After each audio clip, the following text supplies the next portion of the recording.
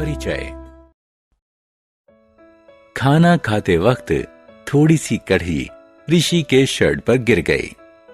उसकी माँ हल्दी के दाग को साबुन से धोती है, लेकिन वो हैरान रह गया क्योंकि साबुन से धोने के बाद दाग नारंगी लाल हो गया। साबुन के प्रयोग से दाग का रंग कैसे बदल गया? आइए इस पाठ में जानें कि रंग बदलने का कारण क्या था। उद्देश्य।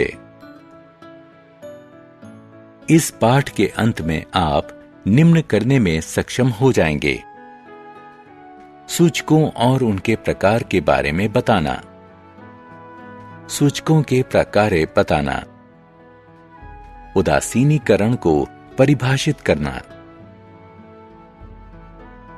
सूचक। छात्रों, आप यह कैसे जानेंगे कि एक फल अम्लीय है या क्षारकीय? घर पर एक साधारण सूचक विलयन बनाकर आप किसी पदार्थ की अम्लीय या क्षारकीय प्रकृति का आसानी से परीक्षण कर सकते हैं। आपको एक बीकर, बर्नर, गुलहड़ की पंखुड़ी, शीशे का एक साफ गिलास, 3 छोटे गिलास, नींबू का रस, साबुन का विलयन और आसुत जल की जरूरत होगी। बीकर में थोड़ा आसुत जल डालें और स्टोव पर इसे गर्म करें। पानी के गुनगुना होने तक गर्म करें। अब इस गुनगुने पानी में गुड़हल की पंखुड़ी डालें। इस मिश्रण को पानी के रंगीन हो जाने तक रखें। इस बैंगनी लाल पानी को चाय की छलनी से छान लें। यह बैंगनी लाल विलयन आपका सूचक है। इसके बाद इस सूचक की थोड़ी मात्रा को 3 छोटे गिलासों में लें। पहले गिलास में नींबू का रस डालें, दूसरे में पानी डालें और तीसरे में साबुन का विलयन डालें। आपने क्या देखा? आप देख सकते हैं कि पहले गिलास में विलयन का रंग गाढ़ा गुलाबी हो गया है। नींबू के रस की प्रकृति अम्लीय होती है, इसलिए सूचक के रंग में परिवर्तन हुआ। आप देख सकते हैं कि दूसरे गिलास में विलयन का रंग अपरिवर्तित है।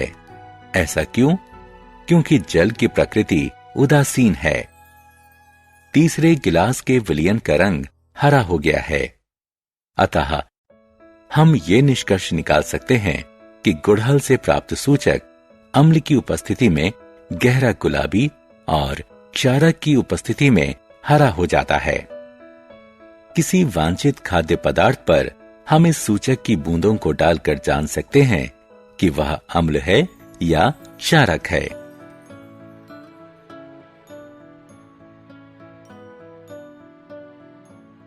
उदासीन विलयन। जल का स्वाद कैसा होता है? यह खट्टा है या कड़वा? यह दोनों नहीं है, क्योंकि जल ना तो अम्ल होता है और ना ही क्षारक। जो विलयन ना तो अम्ल होता है ना ही क्षारक, उसे उदासीन विलयन कहते हैं। प्राकृतिक सूचक। लिटमस प्राकृतिक सूचक है। यह लाइकेनो यानी शेक से निष्कर्षित किया जाता है। आसुत जल में इसका रंग मौव नील शोण होता है।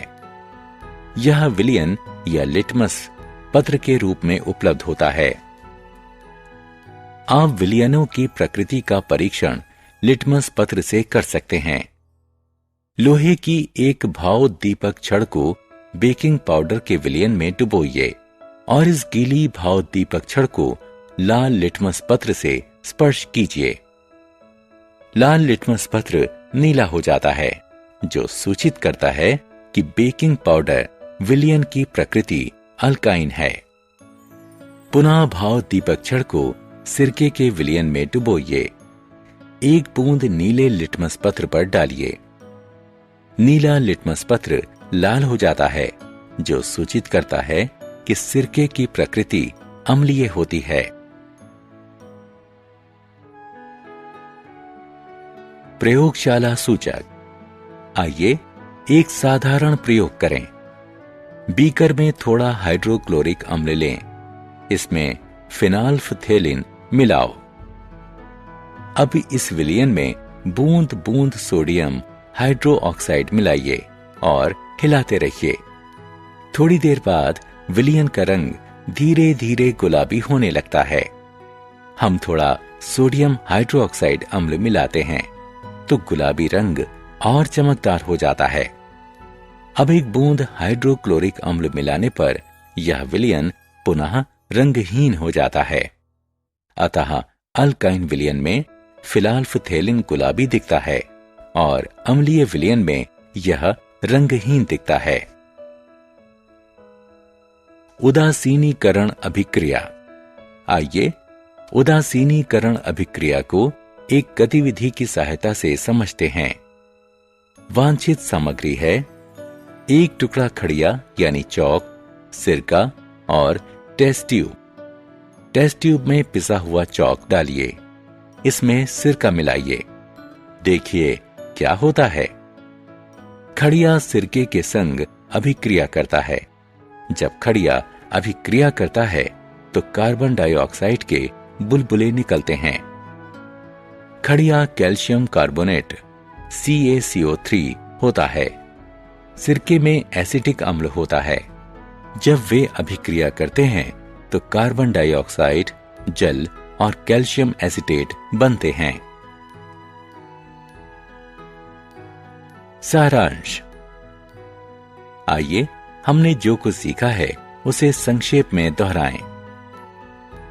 सूचक एक ऐसे पदार्थ के रूप में परिभाषित किया गया है जो पदार्थों के रंग की प्रकृति में परिवर्तन के माध्यम से परीक्षण करता है कि वह पदार्थ अम्ल है या क्षारक है।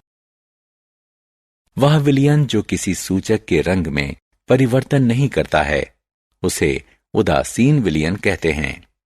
वे ना तो अम्लीय होते हैं ना ही क्षारकीय। जो सूचक प्रकृति में पाए जाते हैं उन्हें प्राकृतिक सूचक कहते हैं। लिटमस प्राकृतिक सूचक का एक उदाहरण है जिसका व्यापक प्रयोग किया जाता है।